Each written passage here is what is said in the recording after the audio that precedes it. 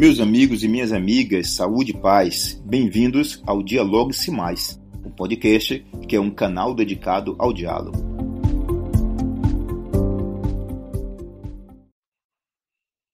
Meus caros amigos, minhas caras amigas, ouvintes do Dialogue-se Mais, nosso canal dedicado ao diálogo, hoje eu tenho novamente uma grande alegria, essas alegrias que têm nos acompanhado aqui no Dialogue-se Mais. Eu recebo aqui a professora Isaura Furtado. A professora Isaura é graduada em psicologia pela Universidade Federal do Paraná, tem depois mestrado em psicologia da educação, também na área de saúde, especialização em psicologia forense, além assim de eu posso dizer da professora Isaura, uma vida bonita, né, de um currículo acadêmico invejável, bonito, mas também a sua própria vida, por sua família, atravessada por laços interculturais, intercontinentais, Brasil-África. E ela vai falar disso com liberdade, com alegria para a gente, até que a gente vai por esses caminhos entrando na temática que eu convidei a professora hoje para conversar conosco, que é pandemia e adolescência. E por que pandemia e adolescência, não pandemia e juventude? E por que não pandemia e casais? Pode ser uma outra oportunidade. Agora, trouxemos a adolescência porque é um tempo de mudanças no mundo em mudanças. Então, nós convidamos aqui a professora Isaura e eu vou deixar que a professora Isaura, ela mesma, faça uma breve apresentação de sua vida para nós, ouvintes do Dialogue-se Mais. Então, professora Isaura, me fala um pouco, a senhora já conversou comigo, nós já trocamos palavras, agora fala para os nossos ouvintes um pouco desta beleza toda que eu tive o privilégio de ter acesso. Olá, caro Maurício, caros ouvintes, caras ouvintes. Para nós é um prazer estar aqui com vocês, né? Partilhar um pouquinho da nossa vida, da nossa experiência, e partilhar os múltiplos olhares, né, que nós temos sobre o momento que nós estamos vivendo.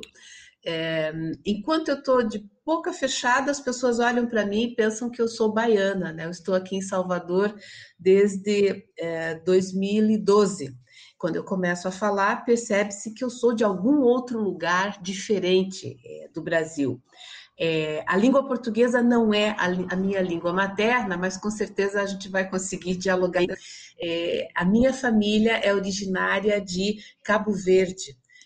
Cabo Verde, um pequeno arquipélago na costa ocidental africana, composto por 10 ilhas, que foi colônia portuguesa.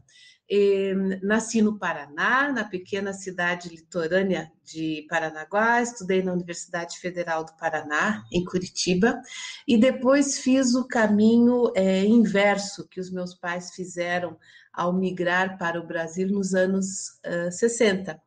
Nos anos 90, eu fui para Cabo Verde, trabalhei em Cabo Verde, trabalhei em outros países africanos de língua oficial portuguesa, como Angola, Moçambique, São Tomé e Príncipe, Guiné-Bissau. Estive também na Europa Ibérica, estudando e trabalhando, né? E hoje estou aqui em Salvador, na Bahia. Hoje a Bahia também me dá régua e compasso, como diz a música de Gilberto Gil, né? Estou aqui desde 2012, né, desenvolvendo mais uma etapa do meu projeto de vida, abraçando 3 áreas profissionais que eu gosto muito: a psicologia, a educação, a docência, não é? O ensino, pesquisa, investigação. Então, é isso que nos move sempre num processo de aprendizagem ao longo da vida, né?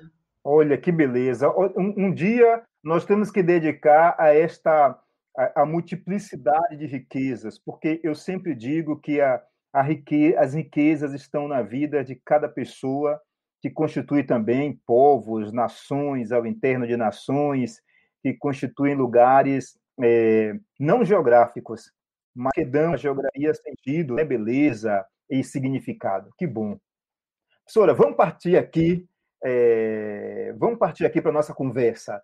Eu tenho aqui dito que todas as etapas do desenvolvimento humano estão sendo afetadas nesse período de pandemia, né? Inevitavelmente, eu acho que não tem não tem etapas, né, da vida que não estejam sendo, de algum modo, afetadas, chamadas a atenção, aceleradas, diminuídas nesse tempo. Mas tem uma etapa, como eu dizia ali, que passa também por mudanças interiores, exteriores, consideráveis, que é a etapa da adolescência.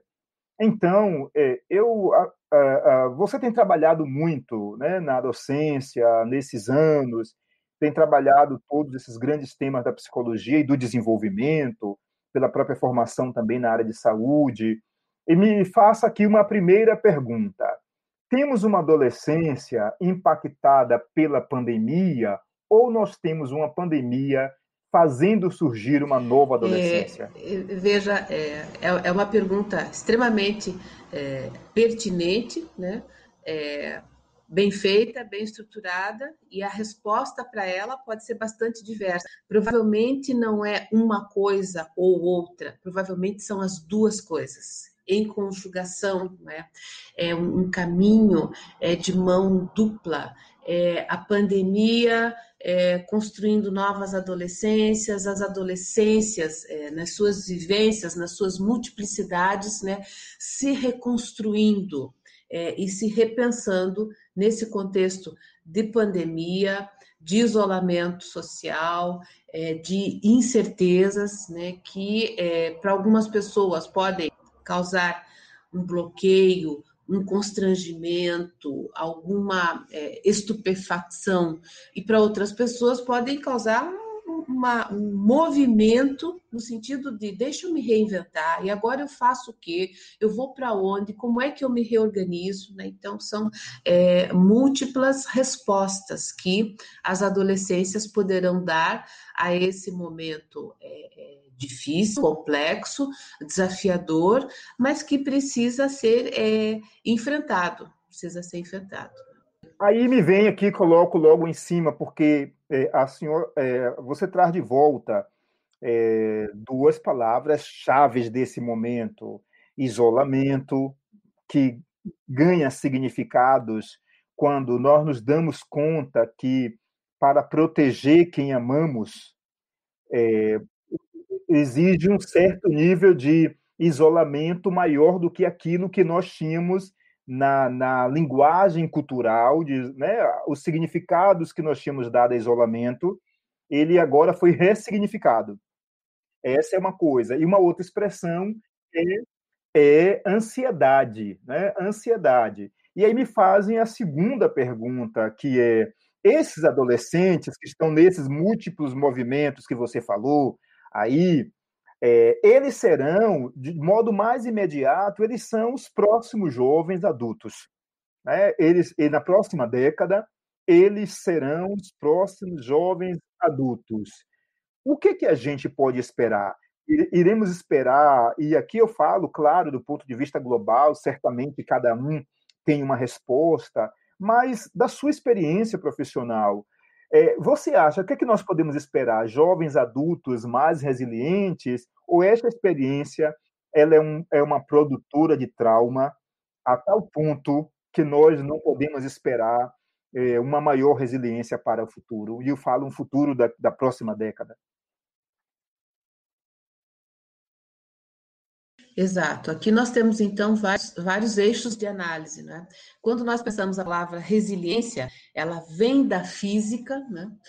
A psicologia e as ciências sociais vão se apropriar dessa expressão para pensar as possibilidades que uma pessoa tem após de passar um conjunto de adversidades, problemas, dificuldades, essa pessoa conseguir se recompor, conseguir se reorganizar, se reestruturar, tanto no aspecto psicossocial como no aspecto físico. Todos os adolescentes sairão mais resilientes dessa experiência desafiadora que nós estamos passando?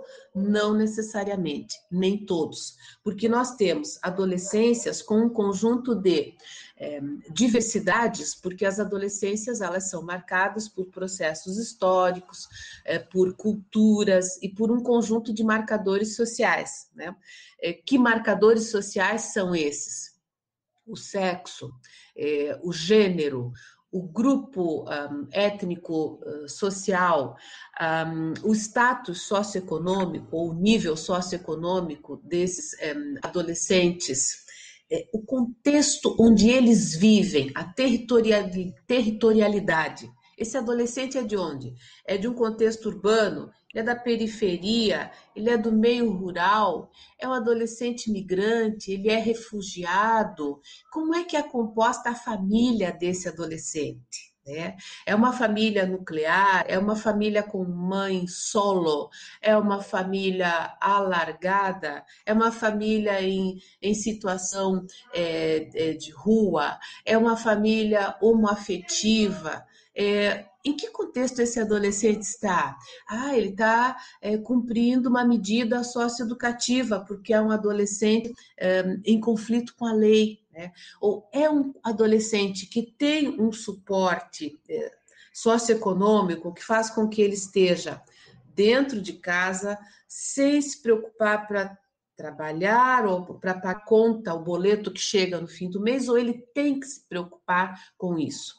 É um adolescente que está estudando, que vai fazer o Enem no próximo ano e está seguro, está tranquilo, porque consegue estudar, tem um computador, tem um celular, tem acesso à internet, ou não. É um adolescente que não tem esses recursos, essas condições, e está lá no seu interior, né, andando de um lado para outro à procura de um sinal para conseguir acessar os conteúdos do processo educativo.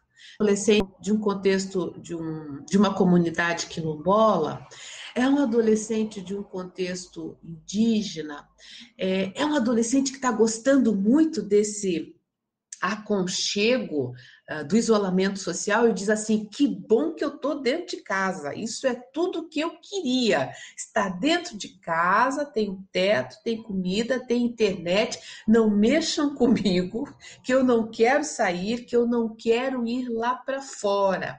Isso nos remete a um conceito que existe na psicologia já há algum tempo, que é a síndrome da cabana. O que é a síndrome da cabana? Uma síndrome que foi identificada nos países do hemisfério norte e que atingia muitas vezes os caçadores que no inverno iam e se embrenhavam nas florestas e ficavam lá isolados e depois para sair daquele isolamento era algo assim custoso, que complicava, que não fazia bem, que causava um desconforto emocional e psíquico nas pessoas. Então, o momento que nós vivemos é um momento que está sendo confortável, de acomodação para algumas pessoas, e depois, quando chegar o momento de sair, algumas pessoas poderão ter dificuldade em relação a isso, principalmente se não sentirem segurança lá fora, se acharem que o vírus ainda está solto, as possibilidades de contaminação, né, ainda existem e tal.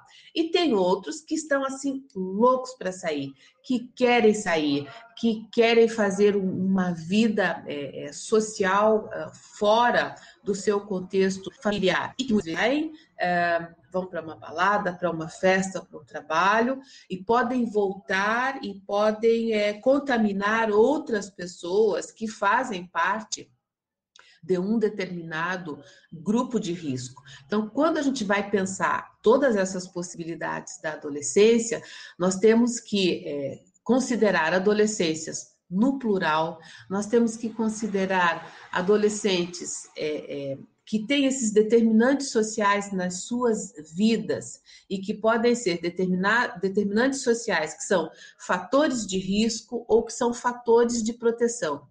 Um determinante social em si não quer dizer que ele necessariamente é de risco ou é de proteção. Depende da forma como ele opera na vida daquele adolescente. Não podemos dizer a família é um fator social de proteção. Não é. Ela pode ser um fator social de risco. Nós vimos recentemente a garotinha com 10 anos de idade que engravidou, que estava num contexto de isolamento social e que a gravidez só foi identificada num estágio um pouco mais avançado.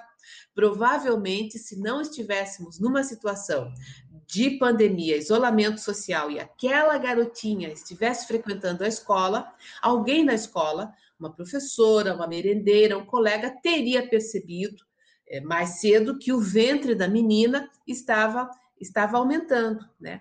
Nós temos vários desafios em relação a adolescentes, por exemplo, que pertencem à população LGBT, que muitas vezes passam por um conjunto de opressões dentro de casa, dentro da família, onde a família não aceita a condição, a vivência, a expressividade da sexualidade daquele adolescente e vai em cima e tenta cooptar para outras formas de lidar, e isso pode ser mais um elemento de sofrimento psíquico, né?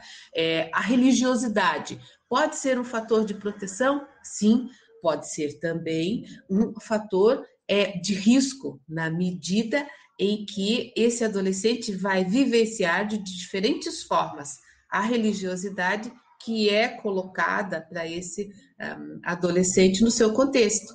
E o que não falar, então, dos adolescentes que têm diferentes condições, que no Brasil são chamadas de deficiências, né? A gente usa a palavra deficiências porque nós temos aí o Estatuto da Pessoa com Deficiência, mas eu prefiro utilizar a palavra adolescentes com diversidade funcional, porque a palavra deficiente ela é pesada em termos de preconceito na forma histórica, como essa palavra foi construída e como as pessoas com as ditas deficiências, entre aspas, foram tratadas na nossa sociedade. Então, nós temos adolescentes com diversidade funcional, né?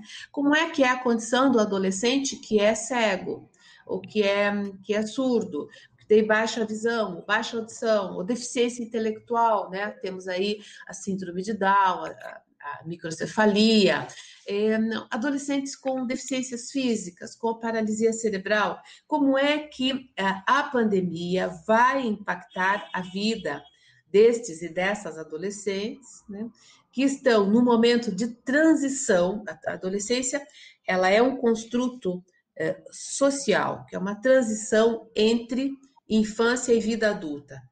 Adolescência existe em todas as sociedades? Não. Existem sociedades onde sequer há a palavra adolescência. A palavra adolescência não existe.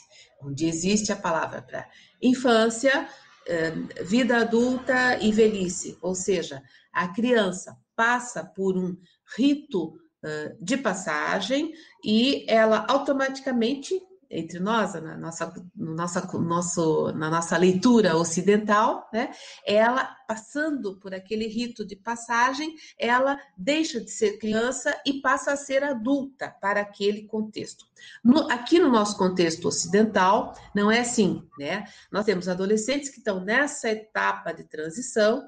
Tem pessoas que dizem, porque adolescente é tudo aborrecente, é tudo irresponsável, é tudo instável. Não, nós não podemos generalizar e dizer que todos os adolescentes são desse jeito ou daquele, ou colocar tudo no mesmo saco. Não, você tem adolescentes que são extremamente maduros, uns são mais introvertidos, outros são mais extrovertidos, uns têm um vínculo, um laço, um diálogo forte, outros não, né? Tem uma variedade de comportamentos e de expressões dessas adolescências. A forma como as famílias lidam com os adolescentes é importante, né? Não pode ser sempre mensagens que sejam contraditórias. Então, vem a mãe e diz assim, não faça isso porque você já não é criança.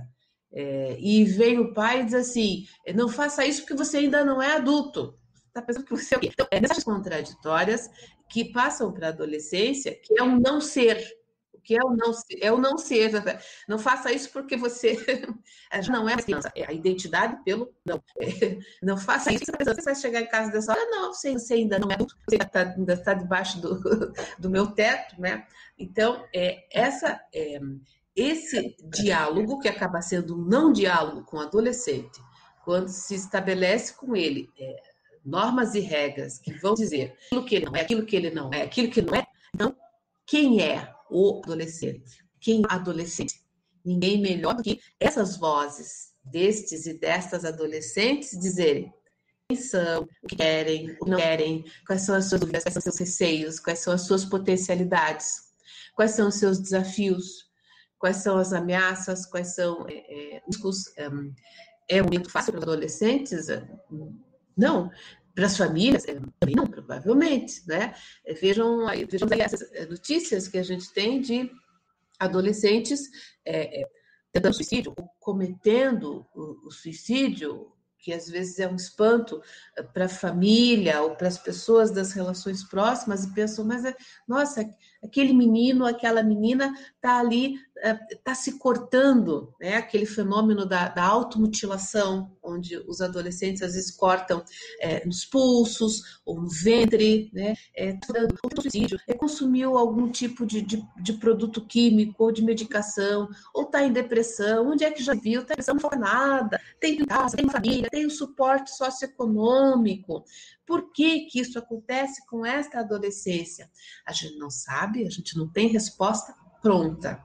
A gente precisa fazer um movimento de aproximação dessas adolescências, estabelecer um diálogo, o afeto, o acolhimento, para ver com cada adolescência qual é a necessidade que emerge. Tem adolescentes que nesse momento estão muito fortalecidos e que estão dando suporte para outros membros da família que podem estar mais fragilizados. É natural a gente até encontrar um adolescente que está cuidando bem de uma mãe que sofre ali uma violência doméstica, ou que está estudando e que está cuidando da irmãzinha de 5 anos que também estuda, que quer brincar, que quer sair, que entender que o momento é outro, é esse, né? Então, as adolescências, elas são diversas, elas são complexas, e para nós entendermos essa adolescência, nós temos mais um elemento, um ingrediente, que é aí a pandemia e o isolamento social. A gente não vai chegar no dia 31 de dezembro de 2020 e pensar, amanhã é 1º de janeiro de 2021 e já mudou tudo e acabou tudo, como se fosse um passe de mágica. Não, né? Nós temos ainda um momento de algumas indefinições, onde se espera uma vacina, mas que vacina é essa? Em que contexto ela chegará? É ainda uma vacina de primeira geração? Como é que ela será disponibilizada? Como é que os nossos organismos vão reagir a esta vacina? Porque daí o vírus é mutável, e daí já tem pessoas que contraem o vírus uma primeira vez, uma segunda vez, tem a questão dos animais, animais domésticos contaminam ou são contaminados pelo vírus, ou seja, o que é fake news, o que não é, o que é verdade, o que é pós-verdade. É um mundo com tantas variáveis e com tantos fatores para nós entendermos, analisarmos e nos posicionarmos, que é um momento que exige diálogo. E em alguns segmentos da nossa sociedade, esse diálogo está difícil. Um conversa, o outro reclama, daí um discordou de mim, eu bloqueio o Maurício, não quero saber, então só vou conversar com as pessoas da minha bolha. Isso não vai nos levar a uma sociedade que respeite os direitos humanos. E a gente precisa dessa sociedade, né, que respeite os direitos humanos e a diversidade, senão nós perdemos o fator humanidade, né? Então, temos muitos fios. Eu lhe escutando, desculpe lhe interromper, mas olhando, quando você alerta da variedade de adolescências, não existindo um modelo tópico, fixo, que vá dar também uma imagem fixa de adultos, dos adultos que sociologicamente e imediatamente nós teremos aqui nos 5, 10 próximos anos, dentro dessa década. Você trouxe diversos elementos e eu queria dividir em 2 momentos isso. Você recorda das variáveis e recomenda aproximação e diálogo. Serão, então, instrumentos chaves para esta nova década?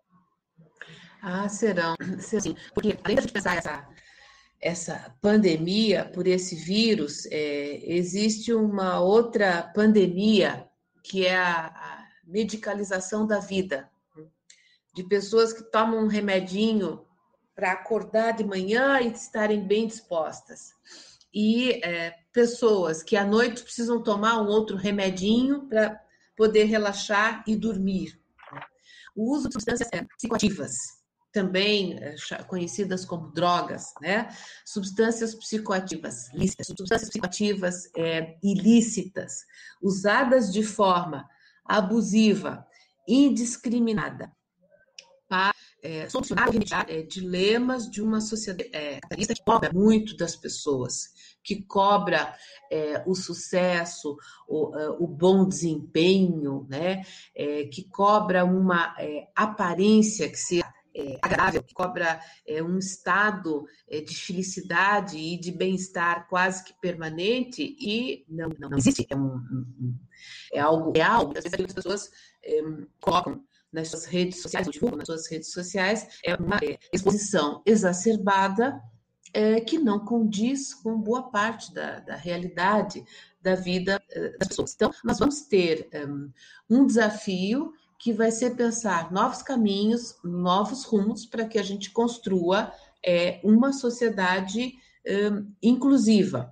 Obviamente, algumas famílias poderão ter mais dificuldade em estabelecer diálogos com estas juventudes se o diálogo não foi algo presente na dinâmica daquela família, né? Se as pessoas, ao longo dos seus processos de socialização, naquele contexto familiar, estiveram brigando, ou se desentendendo, ou com diálogos permeados por um celular ou por um computador, em que alguém está na cozinha e para chamar outra pessoa para jantar ou para almoçar, que está no quarto, manda uma mensagem de zap, né? Ou as pessoas não conversam, não dialogam durante uma refeição ou durante uma viagem, ou não encontram pontos em comum para um momento de lazer, de descontração.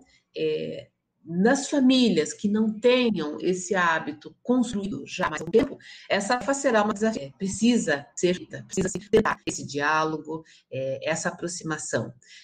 As escolas têm um papel importante, né? A forma como as escolas, os colégios organizarem esta relação educadores, estudantes, é fundamental. A volta às aulas no formato presencial ou no formato híbrido fará com que essas escolas tenham que realizar um levantamento sobre o perfil desses estudantes, entender desses estudantes como é que eles estão emocionalmente, quais estão passando por processos de luto.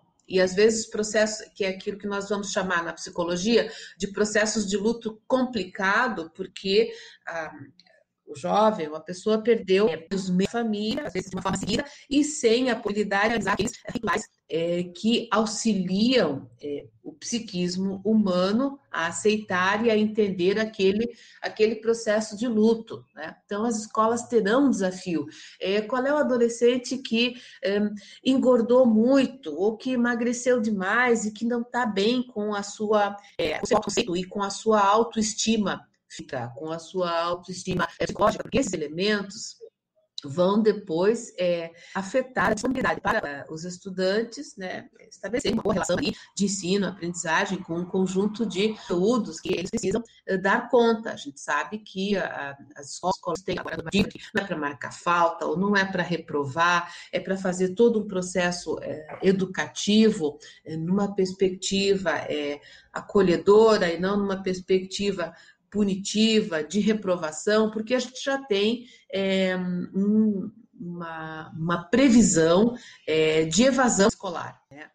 E a evasão escolar ela tem um efeito em cascata, ou seja, muitos estudantes saindo da educação privada paga, particular, e migrando para as escolas públicas, porque as famílias ficaram sem recursos de pagar as mensalidades. Quando a escola pública, o que acontece? Recebe mais alunos, né, do sistema particular indo para o público, e a pública fica com mais estudantes, sim, fica com mais estudantes, mas também muitos estudantes do sistema público evadiram da escola Evadiram como? O sistema educativo é que expulsa, né? Muitos estudantes pela forma como ele está estruturado, e não é. No Brasil, a gente tinha níveis alarmantes do trabalho infantil, que é um outro eixo de análise do tema. O trabalho infantil ou trabalho realizado por adolescentes, né? Crianças e adolescentes que precisam sair da escola, que a família não tem outro meio de subsistência para garantir a sua sobrevivência, e voltam a trabalhar. Nas piores formas do trabalho infantil. Vão trabalhar em carvoarias, vão trabalhar na construção civil, vão trabalhar no corte de cana, vão trabalhar em oficinas mecânicas, vão trabalhar dentro dos ônibus vendendo salgadinhos na promoção a R$1 e o que quer que seja. E nós temos a exploração sexual infantil, principalmente nas cidades onde o turismo, né, é uma fonte de renda. Então, acho que um outro desafio para nós pensarmos as infâncias e as adolescências, que é o trabalho infantil, que é a volta dos índices de pobreza e miserabilidade no Estado brasileiro, porque o nosso país ele ainda tem uma tradição escravocrata muito forte, é um país ainda com grandes desigualdades, com resquícios de um contexto machista, racista, sexista, patriarcal, né, que leva o seu tempo para ser combatido. O combate tudo exige políticas públicas efetivas de saúde, de educação, de saneamento, de cidades que sejam inclusivas, né? Nós temos um problema de saneamento básico, que é algo imenso. Então, como é que eu vou dizer para uma determinada população lavar as mãos com água e sabão e álcool gel, se não tem água? Não tem água, ou se não há água potável, né? Como é que eu vou assegurar juventudes, que são infâncias e adolescências saudáveis, se eu não tenho uma estrutura que dê conta das necessidades básicas dessas juventudes, que é o que está preconizado nos direitos humanos, nos desafios, né, nos objetivos para o milênio. A gente ia alcançar os objetivos do milênio em 2030, saúde, educação, transporte, saneamento. Já não vamos alcançar isto, né? Como que nós vamos estar, por exemplo, pensando na nossa cidade, Salvador 500, né? Quando chegarmos aí no ano 2049, né? Salvador 500 anos, já está circulando aí o projeto Salvador 500, para a gente pensar a nossa cidade do Salvador. Que cidade nós queremos para ser mais inclusiva, para ser menos desigual, para acolher a população de uma forma digna, né? Nós temos aqui imensos desafios. Quando a gente olha para esses, é para a gente entrar em pânico, ou desanimar, ou se apavorar. Não, nós temos que trabalhar numa perspectiva da coletividade. Nós não vamos resolver essas questões que são históricas e que são estruturais da sociedade brasileira ou da sociedade baiana. Nós vamos resolver isso com medidas isoladas, com medidas pontuais, com medidas oportunistas, com medidas eleitoreiras. Isso vai e passa, né? A gente precisa efetivamente articular movimentos sociais, sociedade civil organizada, o Estado, o privado, o empresariado, né? Todos envolvidos na construção de um país e de uma sociedade que seja menos desigual. E construir isso não é fácil, não é do dia para outro, mas é possível. Nesse sentido, sou otimista e realista, acreditando que esse é um país com muito potencial, com muitas condições. Agora, a gente não pode perder esta janela demográfica. Essa janela demográfica que diz que essa juventude precisa de cuidado, de apoio, de suporte. Ela não pode ser é atacada ou assassinada por milícias, ela não pode ser cooptada pelo tráfico, ela precisa ser acolhida, né, pela geração que a antecede e que tem a missão de cuidar dela.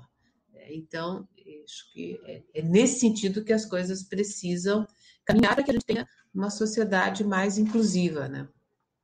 O nosso tempo andou, sempre essas conversas boas com pessoas inteligentes e agradáveis, o tempo vai passando e somos tentados ainda a muitas coisas. Eu queria só uma última questão que já tinha lhe adiantado em nossa conversa e aparece aqui nesse momento que nós conversamos, que são, você falou, Isaura, da síndrome da cabana, falou da diversidade funcional. Aí eu me pergunto, né? Brevemente, como você diria, que novos dizeres, né, o mundo acadêmico, o mundo científico, quando nós estamos falando das adolescências, das juventudes, quando nós estamos falando desse quadro complexo que vira filtro, oportunidade ou pedra no caminho, né, desses novos adultos que estarão em nossa frente na próxima década. É, o que tem um aprendizado? Você que está no mundo acadêmico, ensinando, pesquisando, qual o aprendizado? Qual os novos dizeres que se pode dizer assim? Temos aqui novos dizeres para a adolescência. Tem, não tem? É precipitado ainda a falar? O que você diz? Certo. Então, eu acho que se nós formos pensar a academia, ou seja, as universidades, né, a educação superior, seja ela profissionalizante, licenciaturas, bacharelatos, né, pós-graduações, doutorados, a universidade, o ensino superior não pode fechar em si, não pode ser enclausurada, e não pode olhar para as infâncias e para as adolescências como assim um objeto tudo. Eu, universidade, vou lá e estudo aquele meu objeto que vai me dizer alguma coisa para que eu analise, para que eu produza algo e para que eu interprete, defina e decida quem é e quem não é adolescente. Não pode ser mais esse olhar hierarquizado. Esse olhar hierarquizado acabou. Né? Então, o ensino, a pesquisa, a extensão precisam olhar e trabalhar e com esses sujeitos e essas sujeitas, essas pessoas que vão participar de pesquisa, que vão contribuir com as suas histórias de vida para o mundo acadêmico, entender as suas necessidades, essa relação não pode ser hierarquizada. É preciso que esses sujeitos sejam os porta-vozes daquilo que eles são, daquilo que eles desejam ser. Temos que criar novos aportes teóricos, novos referenciais teóricos, novas epistemologias do sul global, as epistemologias do norte global, construídas no século XIX, século XX, não dão conta das complexidades deste sul global. Nós temos que ter novos olhares para a saúde mental. Né? A saúde mental, que durante muito tempo excluiu pessoas que saíam da dita norma, essa saúde mental não produzia nada de saúde mental. Né? Nós temos que pensar a medicalização da vida, nós temos que pensar novos padrões e novos prontos para a saúde sexual e reprodutiva, né? Porque não temos sexualidade só heteronormativa, temos uma outra diversidade das sexualidades. Em relação à psicologia, desafios para a minha profissão, psicologia, só clínica? Não, a gente acha que existe só a psicologia clínica, ou a psicologia hospitalar, não, né? Nós temos a psicologia comunitária, é preciso trabalhar com pessoas nas suas comunidades. Temos a psicologia que vai trabalhar com o esporte, com o lazer, com a cultura, a psicologia que vai trabalhar com a área jurídica, com a área forense, né? Novos desafios em relação à neuropsicologia, para a gente pensar funcionamento cerebral das pessoas que são usuárias crônicas de substâncias bastante fortes, como, por exemplo, o crack, né?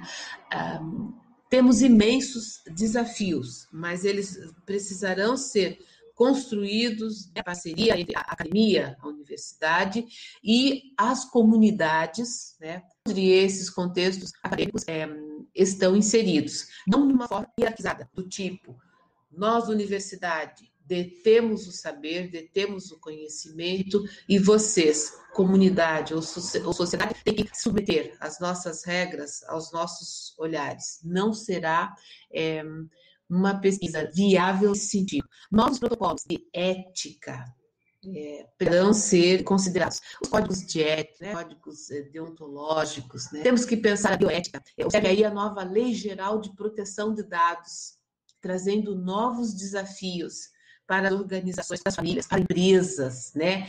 Que dados podem ser utilizados, não? Que dados podem ser partilhados? Que dados são sensíveis, né?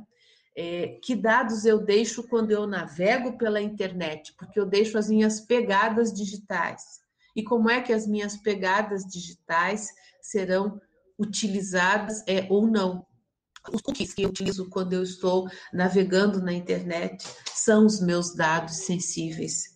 E como é que o ensino, a pesquisa, a extensão vão lidar com esses dados sensíveis à luz, por exemplo, da nova Lei Geral de Proteção de Dados, que entrou em vigor agora em setembro de 2020. Nós sabemos, nós conhecemos, não? Temos que sentar, ler, estudar, conhecer e pensar todos os membros dessas novas possibilidades que nós temos. Né? Que novos arranjos familiares nós vamos ter? Vários arranjos familiares novos. Como é que vamos lidar com o fenômeno da alienação parental? Só o tema da alienação parental daria aqui um novo encontro, né? Para a gente pensar essa questão que é bastante complexa e que afeta muitas crianças, muitos adolescentes. Portanto, os desafios são imensos. E pensar novos padrões éticos de conduta a nível do ensino, da pesquisa, da investigação é fundamental. Além disso, temos que pensar o acesso à internet como um direito humano básico, inalienável, assim como é um direito humano para todos, a saúde, a alimentação, a água potável, temos agora a internet. É preciso, né, espalhar esse direito de uma forma justa, igualitária para todos. Todos precisam ter acesso à internet de qualidade. Então, temos vários desafios aí pela frente. Não sei se respondi a sua questão. Olha, que beleza. Eu, então, respondeu e abriu novas portas, interrogações. Esta é a dinâmica do diálogo. É uma espiral que não está. O diálogo não é propriedade privada de uma pessoa, de uma instituição ou de um tempo. O diálogo é uma espiral que se abre diacrônico, é uma espiral que se abre sincrônico. Enfim, ele é um espaço. É um espaço não físico, e essa é uma alegria, ele vai abrindo novas portas, novas interrogações. Eu conversei, então, aqui com a professora Isaura Furtado, agradeço, professora, a alegria das palavras, dos esclarecimentos, das novas interrogações que nos abriu aqui, sobretudo, nosso canal é dedicado ao diálogo, a incentivar a procura do que você não conhece, do que te completa, do que pode favorecer o amadurecimento. Muito obrigado mesmo. Foi uma conversa excelente. Eu estou aqui impressionado com o meu caderninho, sempre com muitas anotações. Muito obrigado. Muito obrigado. Foi um prazer, foi um prazer. E quando a gente dá a resposta, às vezes as respostas apontam para novas perguntas para novas inquietações, e isso é típico do nosso tempo. Desconfiem sempre de respostas muito prontas, muito fechadas, muito certinhas, como se fossem formas de bolo ali formatadas, onde não há outras possibilidades de resposta. Né? O tempo em que nós estamos é um tempo onde você formula uma boa questão, que dá margem a uma resposta bastante diversificada, que vai abrir para outras questões, para outras respostas, nessa perspectiva em espiral. Né? É esse o raciocínio que nos é exigido nesse momento. Não é fácil, mas é desafiador, é aliciante, é interessante. Eu agradeço, então, o convite e desejo sucesso sempre. Muito obrigada. Obrigado, professora. Então, professora, quando estiver pronto, então, que tiver postado lá no Spotify, farei a senhora, lhe farei saber. E aí também eu divulgo também lá nas redes sociais. Mas antes, eu sempre mando para o entrevistado, para a entrevistada, saber e receber. Tá certo. Muito obrigada. Obrigado. Um abraço, hein?